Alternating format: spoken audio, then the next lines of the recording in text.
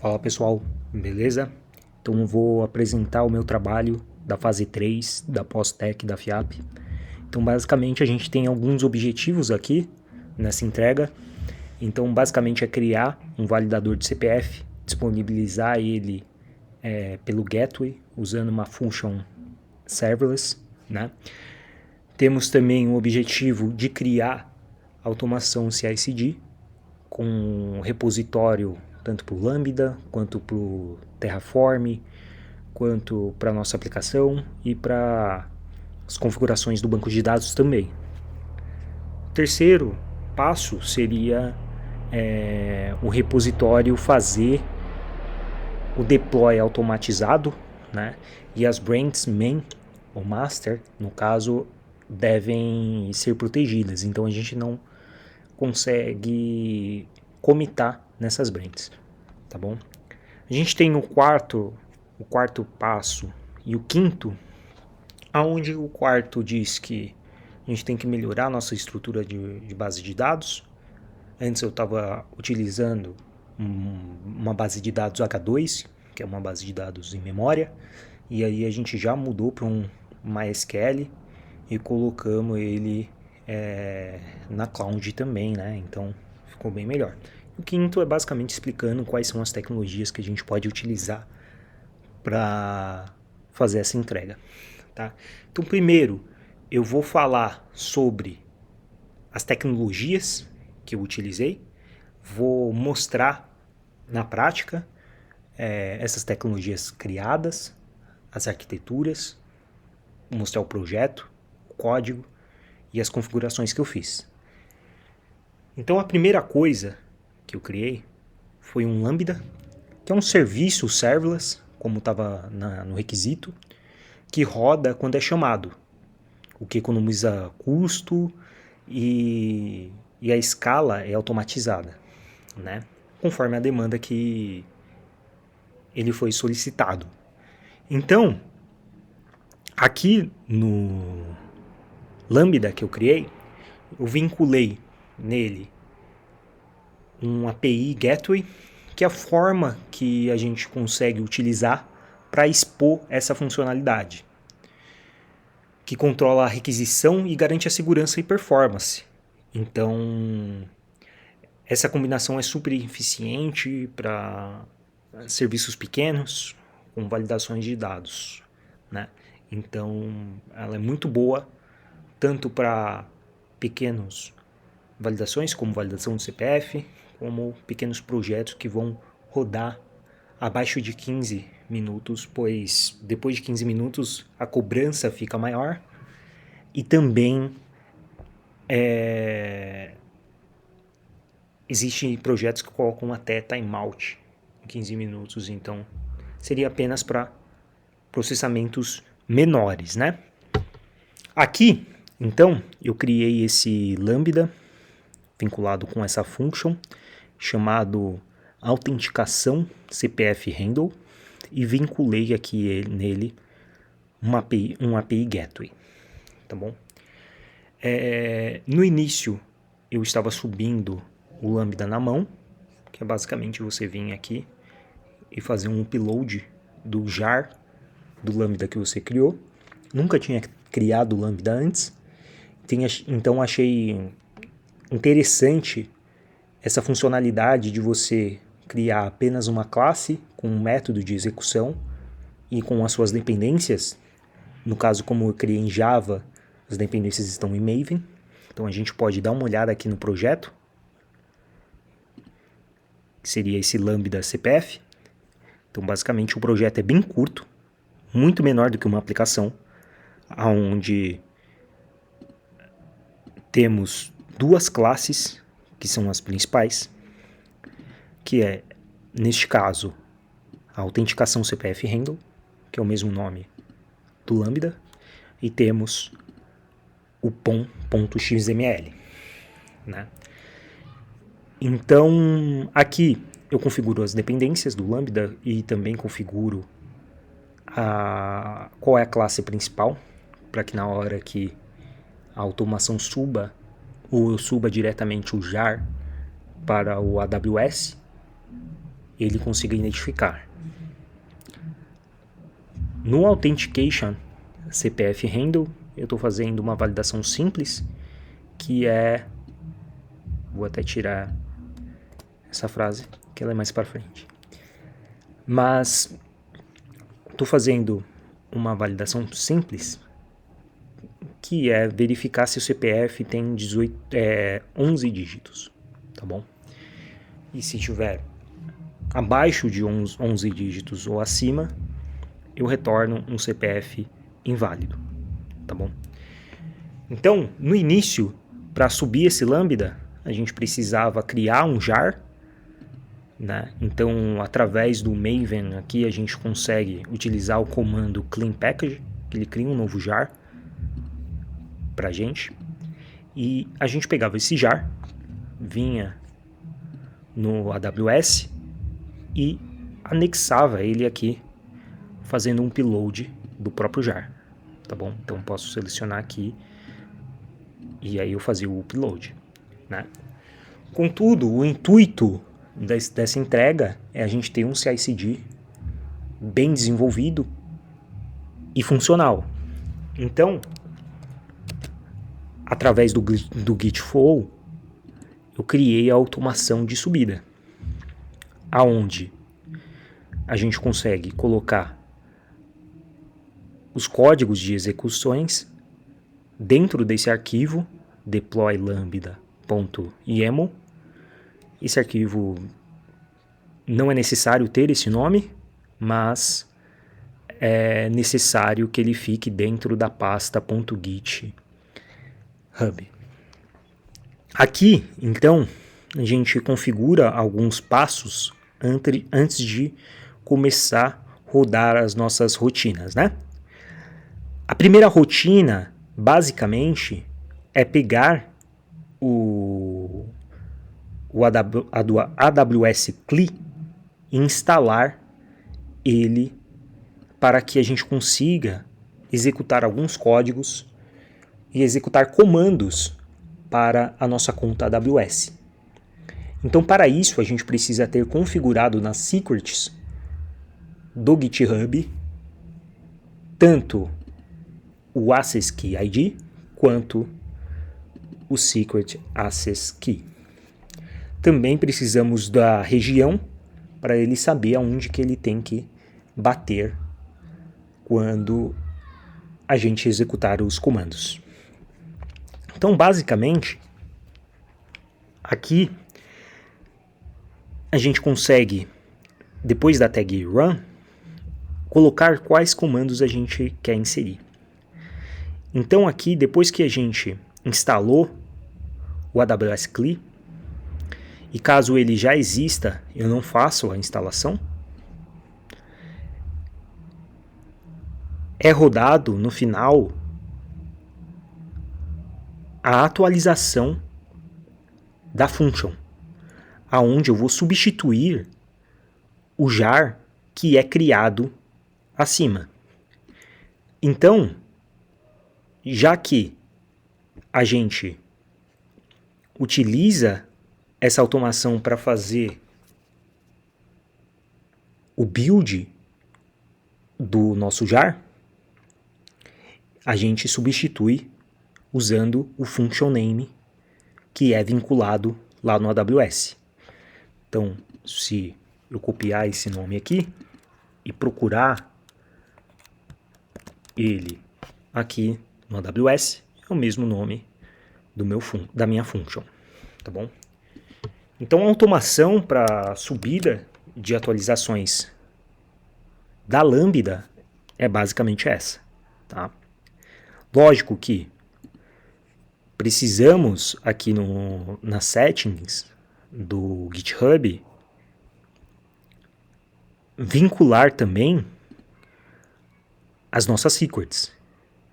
E aqui estão. Estas são chamadas dentro do nosso projeto. Tá bom? Essas secrets, basicamente, são os IDs que ganhamos quando criamos a nossa conta AWS. Ela que dá permissão para que o AWS CLI consiga executar comandos de uma máquina fora da AWS. Por exemplo, eu consigo instalar o AWS CLI na minha máquina, aqui no meu Mac, e executar comandos no AWS, ou seja, na cloud, diretamente do meu terminal. E assim a gente configura também o GitHub. A gente precisa instanciar o AWS CLI no GitHub para que ele consiga executar comandos para o AWS. Tá bom? Então vamos fazer um teste aqui. Então, como eu tinha mostrado antes, aqui eu tinha feito um teste aonde quando eu recebo um CPF que está abaixo de 11 dígitos nesse Lambda, eu estava retornando essa mensagem: CPF inválido, provando que meu projeto é nota 10. Certo?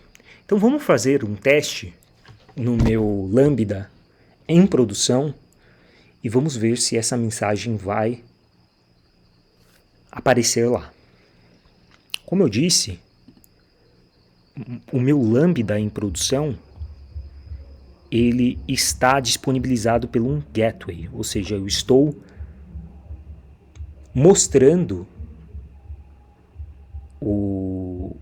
disponibilizando o Lambda para consumo através do meu gateway. Aqui temos dois gateways que eu criei antes como exemplo, mas o que estamos usando, na verdade, é apenas esse no meio, que chama autenticação CPF. Então, nesse API Gateway, eu crio uma rota aonde eu consigo bater e esta rota executa o meu Lambda. Correto?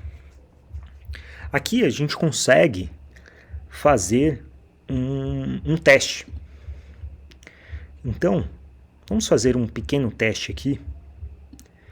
Deixa eu só pegar qual é o body necessário para esse teste, que seria este daqui. Então, basicamente, nesse body, eu passo um CPF e aí ele executa, na verdade, o meu Lambda e faz a validação do CPF que eu mostrei anteriormente. Então, se eu passar um CPF menor do que 11 dígitos, ele tem que dar aquela mensagem que eu mostrei no código, que seria isso daqui: CPF inválido, provando que meu projeto é nota 10. Agora, vamos fazer um teste da minha automação no GitHub. Então, era um dos requisitos, como eu citei, não poder fazer commits na branch main ou master. No meu caso, seria main. Então, eu já configurei isso no meu GitHub. Essa configuração é feita através de settings, branches, e a gente cria uma regra nesta branch. Basicamente, o que bloqueia a gente de commitar código diretamente numa branch seria esse lock branch, que deixa a nossa branch apenas para leitura. E é isso que eu fiz. Entendendo um pouco mais da nossa automação do workflow para o GitHub, nossa implementação do CI/CD, a gente consegue decorrer aqui e ver que o nosso gatilho para a execução da nossa automação é a branch main. Por que isso é interessante? Se futuramente eu tivesse um ambiente de desenvolvimento, homologação e produção, eu criaria aqui dentro dessa pasta workflow 3 arquivos, um para cada ambiente. E nele eu poderia dizer que para a automação de produção funcionar, a branch atualizada, ou seja, o gatilho teria que ser a main. A branch de homologação teria que ser uma release e a branch de desenvolvimento uma feature.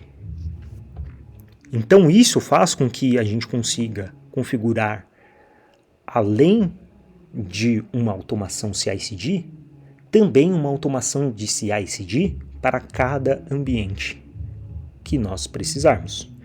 Já que aqui embaixo, na nossa automação, estamos referenciando o nosso cluster e estamos referenciando dentro do projeto do Lambda o nosso function name. Beleza? Então, vamos fazer um teste. Eu vou tirar essa mensagem, meu projeto nota 10, e vou commitar ele numa release que eu criei previamente. Neste commit,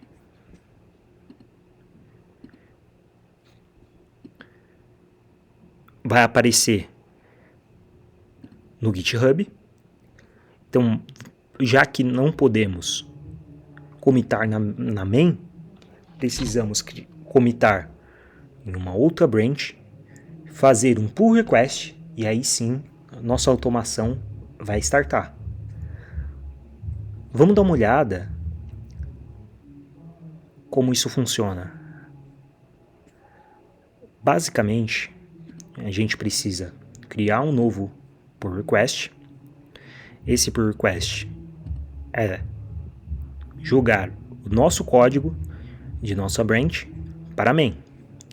Então, podemos ver que eu estou provando que meu projeto é nota 10. Então, vou criar o pull request. Vou confirmar o merge. E vamos notar que na aba Actions, a automação vai startar. Se entrarmos no nosso Lambda, veremos que a última atualização foi há 2 horas atrás. Então, vamos aguardar a automação do Git encerrar, que ela já foi feita. Podemos ver o passo a passo dessa automação aqui. Então, a primeira coisa que ele executou foi também um clean packaging, correto? Que foi o mesmo comando que foi inserido na nossa automação. E esse clean package gerou o nosso lambda cpf.jar na nossa pasta target. E isto foi usado para atualizar a função autenticação CPF handle. Então vamos olhar se lá no AWS o Lambda foi atualizado.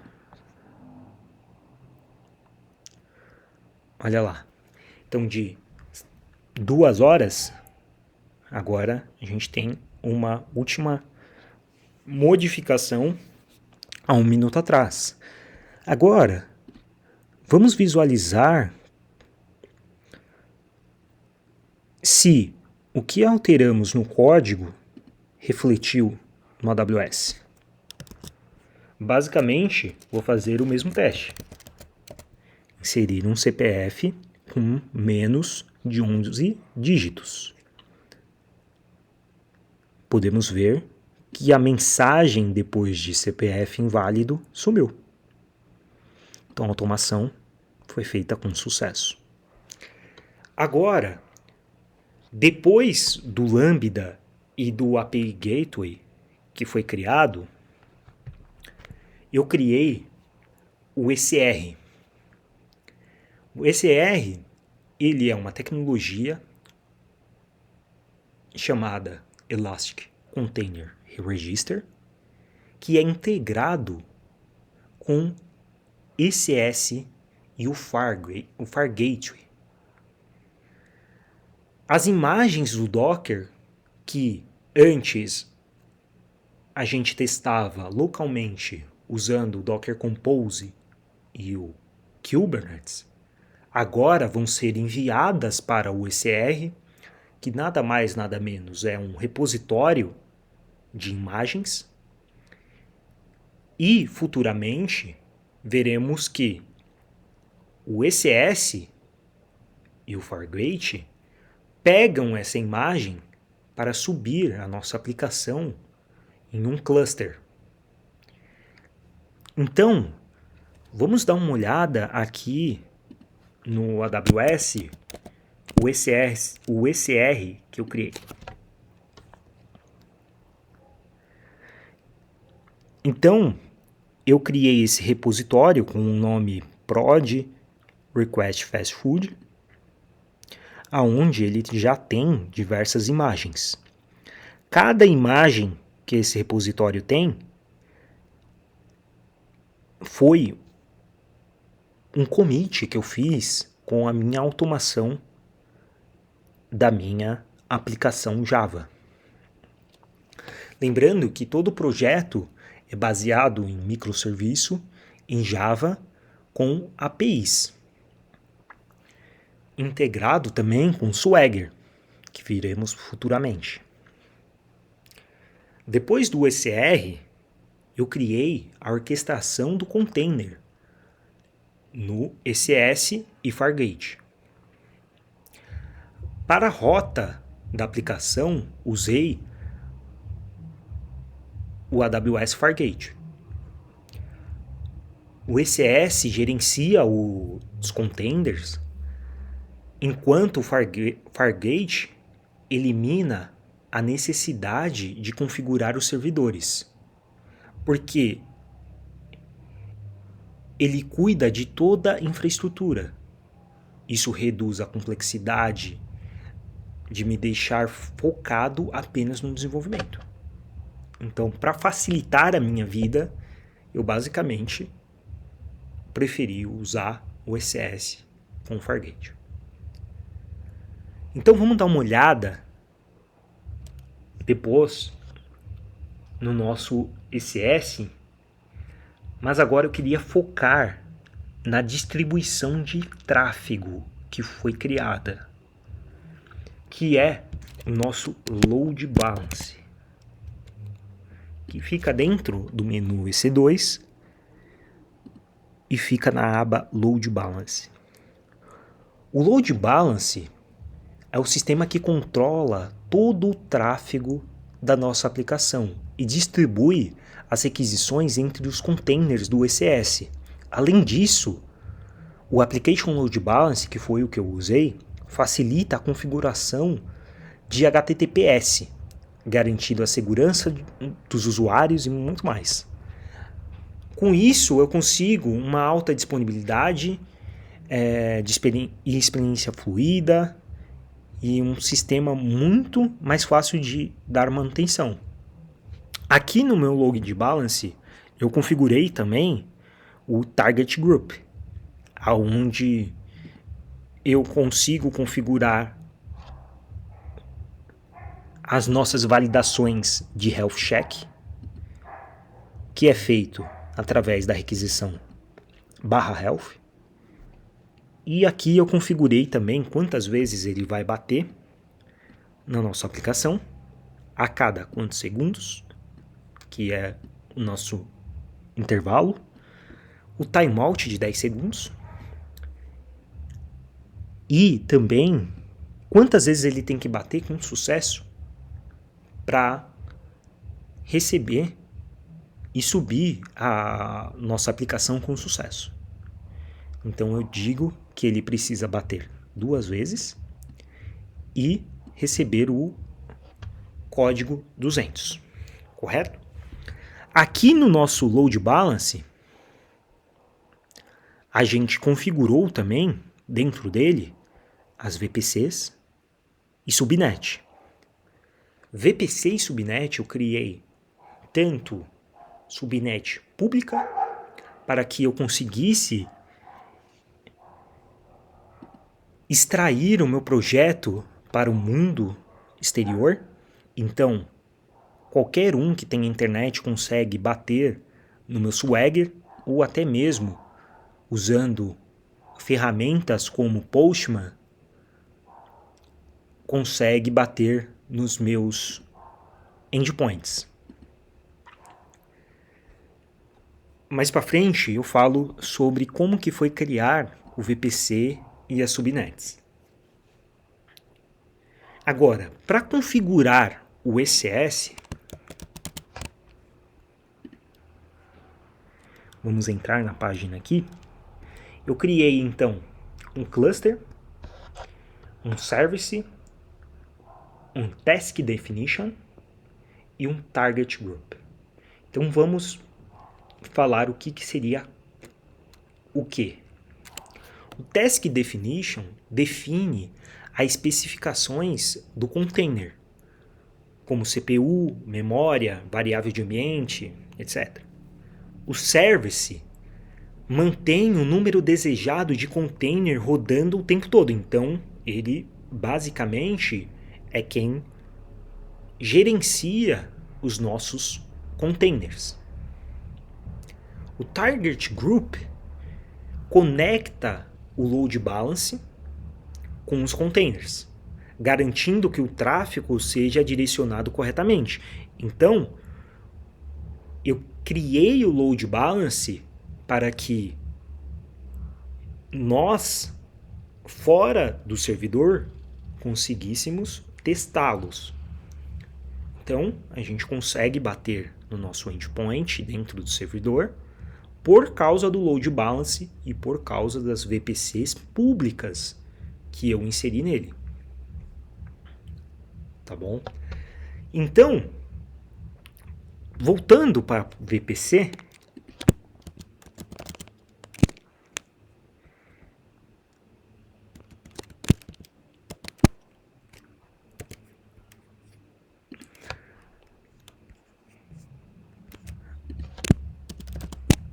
vamos acessar aqui. Temos uma VPC que eu criei e nela temos 4 subnets vinculadas. Podemos ver por esse gráfico aqui. Temos 2 subnets públicas, 2 subnets privadas. Então, toda aplicação está dentro de uma VPC para garantir a segurança e o isolamento. Então, se não existisse VPC, qualquer um, em qualquer lugar do mundo, poderia acessar as minhas aplicações. Então, para evitar isso, eu posso usar uma VPC privada. Como nesse exemplo, eu criei uma VPC privada para utilizar no meu banco de dados. Por quê? A minha aplicação, eu deixei ela pública. Então, eu disponibilizei para a internet. Agora, o meu banco de dados, apenas dentro da rede que eu informei, ou seja, apenas os IPs que eu informei na configuração vão poder acessá-las. Também eu configurei as tabelas de roteamento e o gateway da internet para controlar o tráfego externo. As tabelas de roteamento seriam essa aba de route tables, e aqui que basicamente eu vou inserir quais são os IPs que vão poder acessar tantos na subnets públicas ou privadas, tá bom? Então aqui são todas as subnets que eu criei.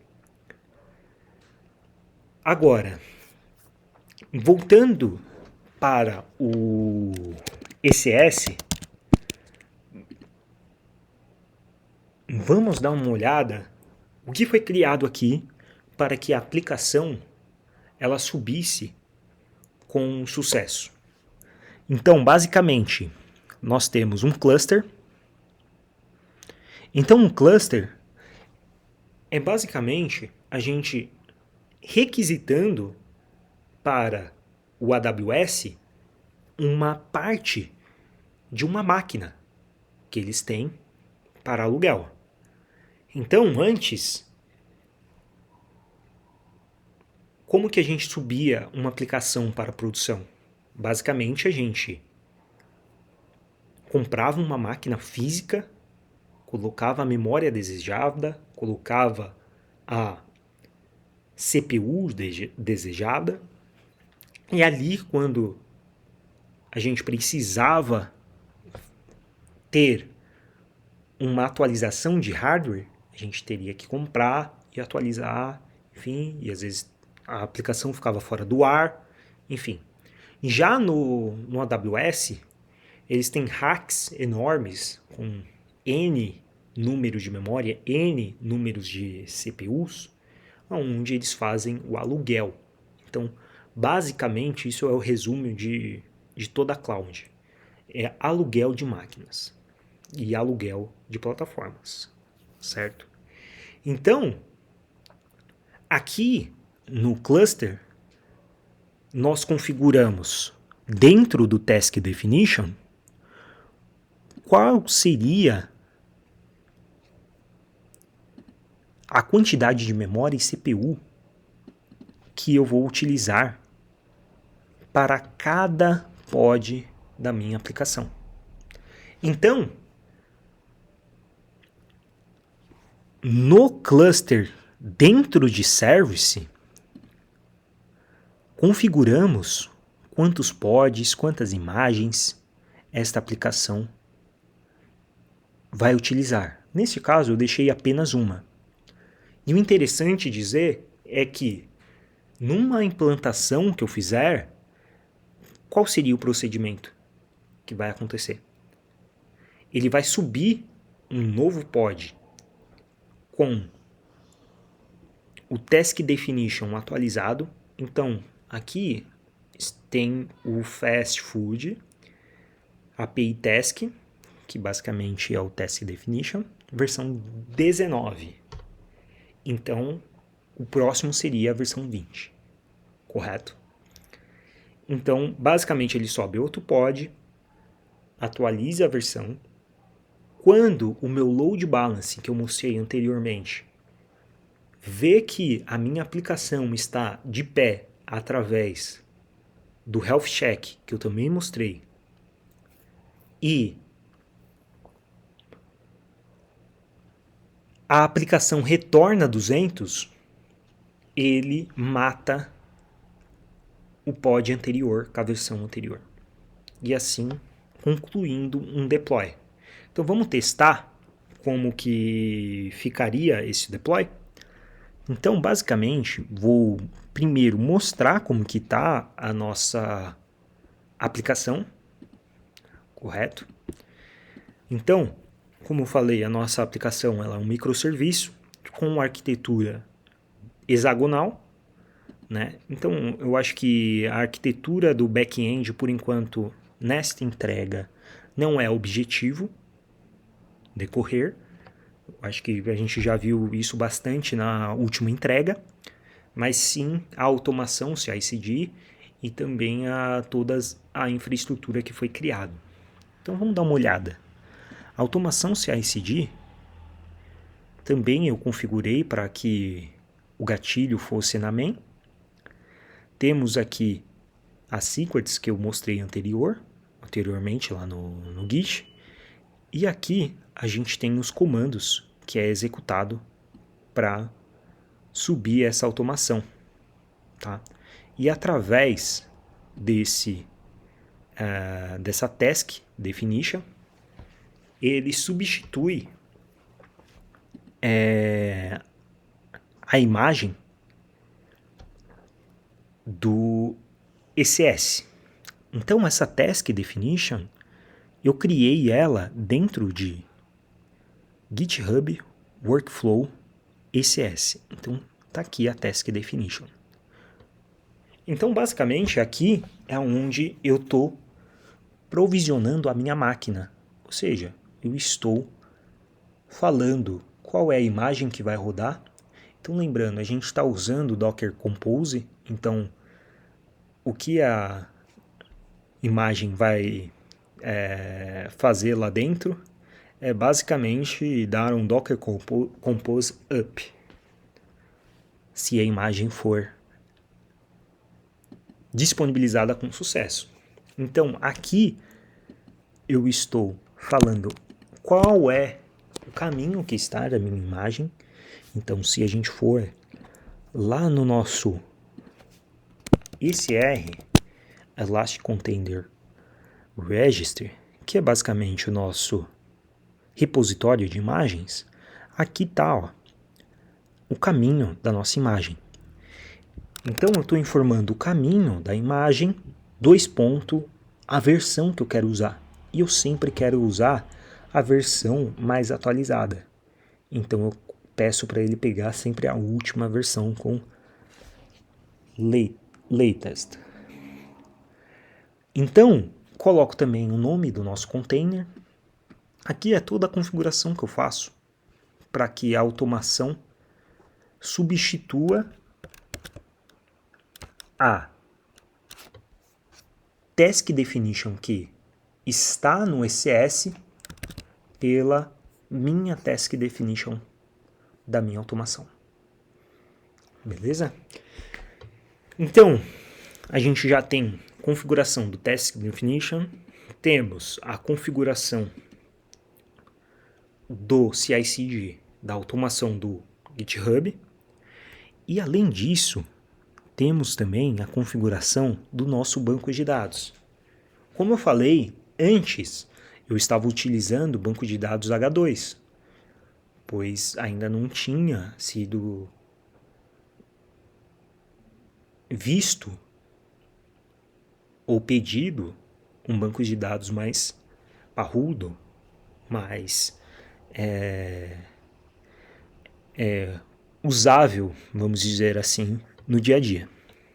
Então aqui, como foi pedido na entrega, eu fiz a criação do meu banco de dados no RDS, utilizando o Terraform. Então aqui eu estou configurando as configurações de nome do banco de dados, usuário, senha. Usuário e senha, eles estão dentro da variáveis aqui, enfim. E aí eu não vou mostrar o Terraform para não mostrar meu usuário e senha, né? Mas vocês vão ver no GitHub, mas enfim, tá aqui. Eu coloquei admin 1, 2, 3. Mas mesmo vocês vendo isso que é o interessante da Cloud, mesmo vocês vendo a senha, vocês não conseguem acessar o meu banco de dados, porque ele está protegido pela VPC e subnets, tá bom? Então, mesmo que vocês tentem, já que vocês não sabem qual é o IP que eu coloquei na subnet privada que eu estou utilizando no RDS, não tem como acessar a minha base de dados, né? Então, falando um pouco mais do RDS, ele basicamente é um repositório para banco de dados. Então, eu estou usando MySQL. Eu sempre preciso utilizar MySQL? Não. Eu posso usar outra tecnologia de banco de dados no RDS, sim. Tá? Então, enfim, ele é bem adaptável, né? Agora vamos fazer uma validação da nossa automação também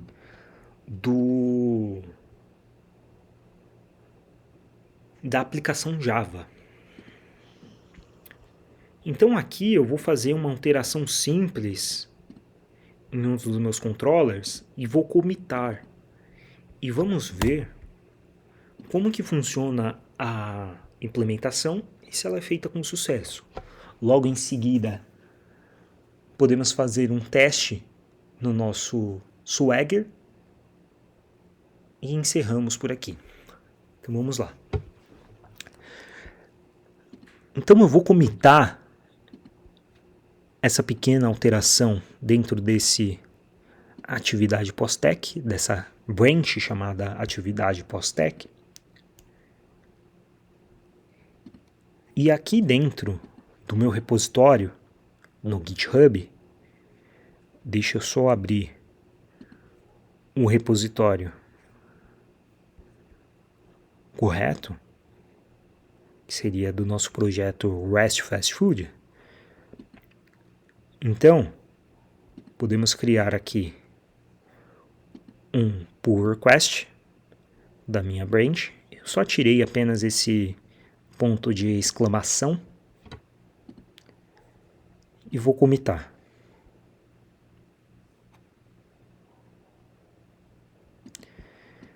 Ok, eu vou fazer o merge, confirmar. Teste ao vivo. Pronto, ele começou a automação do GitHub. A primeira coisa que ele vai fazer é buildar a imagem e depois enviar para o nosso ECR. O que a gente pode acompanhar aqui é ver a imagem aparecendo. A última atualização que temos foi às 17h45. Quando ele terminar de enviar a imagem para o ECR, a gente vai poder ver que lá a atualização mais recente vai mudar. Ó, ele já está empurrando. Pronto. Então aqui tem que ter uma nova imagem. Lá está. Última atualização, 19h52. Agora o próximo passo que ele executa é criar um novo target, um novo task definition, dentro do nosso serviço Fast Food API Service. Então aqui podemos ver que realmente foi criado um novo target, um novo task definition, uma nova tarefa, que seria um novo pod. Como eu falei anteriormente, ele já veio com a versão atualizada. E qual que é o objetivo aqui? Esse status ele tem que passar para running, e esse antigo, versão 19, ele tem que sumir. Então vamos aguardar um pouco. Então o status já passou para running. Vamos ver se o antigo vai sumir. E o interessante da gente visualizar é que a automação do Git fica esperando. Então, se porventura a gente tomasse algum erro de integração, de falta de acesso, ou até mesmo um erro na implantação do projeto, os logs apareceriam aqui para a gente. Isso é muito legal. Então, vamos dar uma olhada. Olha, ele já está começando a derrubar o pod da versão antiga. Mais alguns segundos e a atualização será feita com sucesso.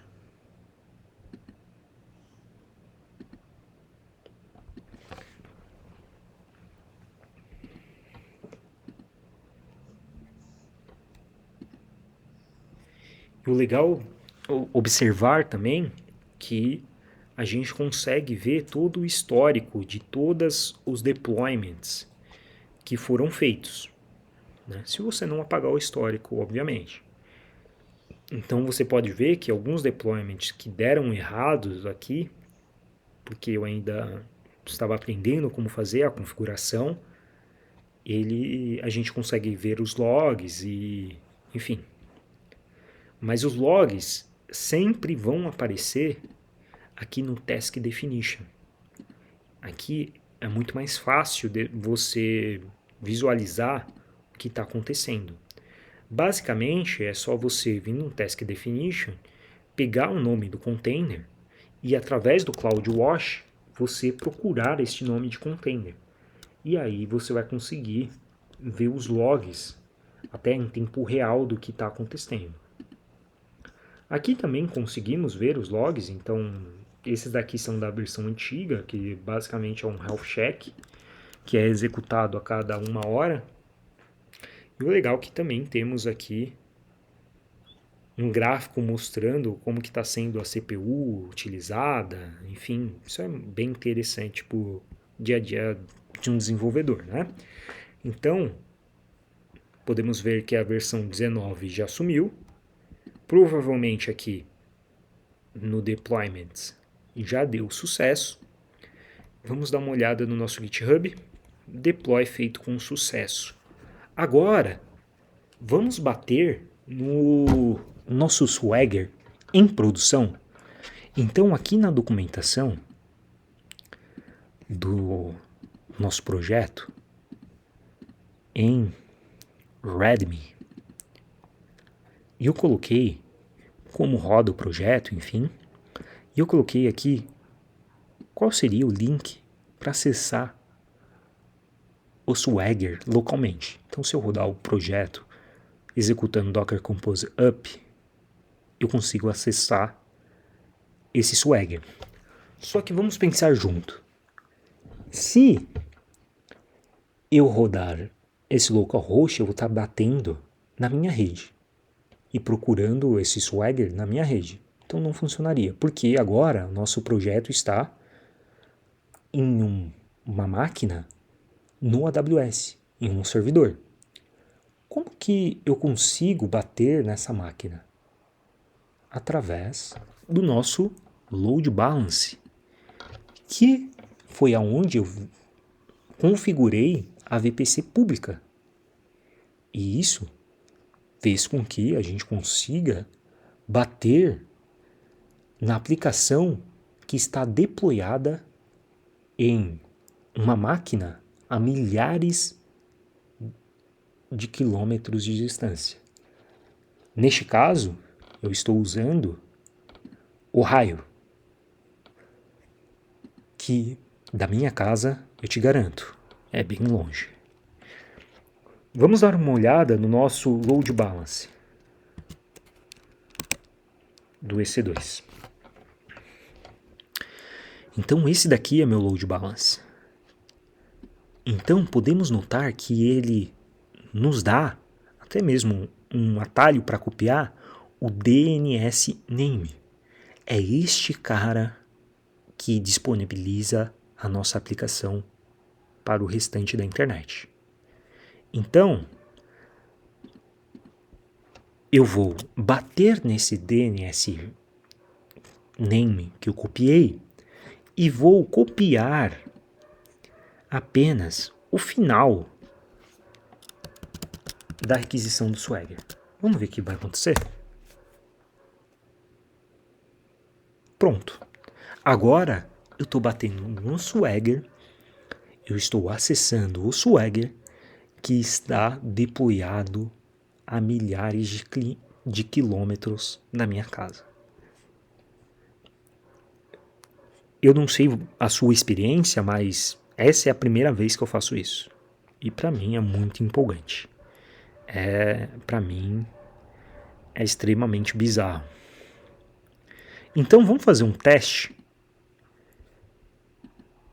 rápido. Eu vou salvar um novo cliente. Samuel teste FIAP.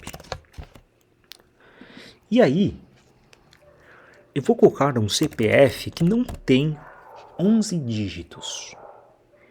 No e-mail, eu vou colocar um genérico, samuel@email.com. E vou tentar salvar esse cliente. Vamos ver o que vai acontecer. Recebi um erro, 400. Erro ao salvar o cliente. Erro, CPF inválido. Esta mensagem, esta validação está sendo feita pelo meu Lambda que eu mostrei lá no início. Então, isso que é muito interessante. Em vez de eu criar toda aquela arquitetura que vocês viram, load balance, VPC, subnets, ECS, task definition, service, group security, configurar tudo isso, eu apenas configurei um Lambda, que é um trecho de um código com uma dependência Maven, e ela fez a validação do CPF para mim. E o mais interessante, olha isso. Se eu vir aqui no meu Lambda e eu atualizar esta mensagem, CPF inválido, eu colocar CPF inválido, este projeto merece uma nota 10. E comentar isso.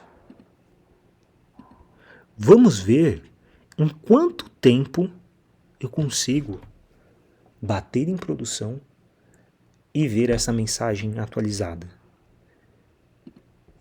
Agora, eu só preciso criar o pull request dentro do meu repositório do Lambda.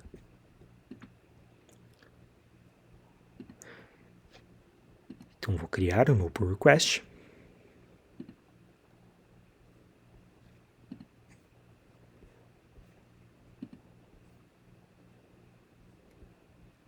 E vou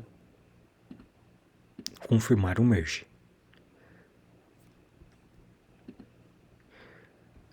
Vamos visualizar o deploy.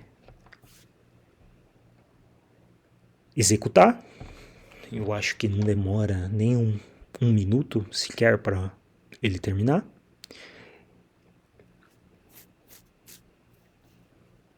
Então ele está buildando o jar.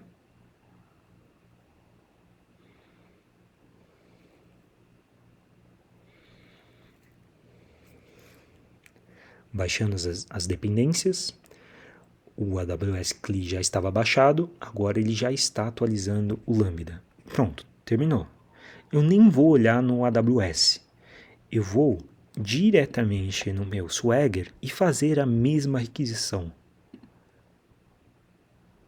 Olha o que aconteceu. Já atualizou a nossa mensagem de erro que vem da validação do nosso Lambda. Isso é fantástico. Eu acho que é isso.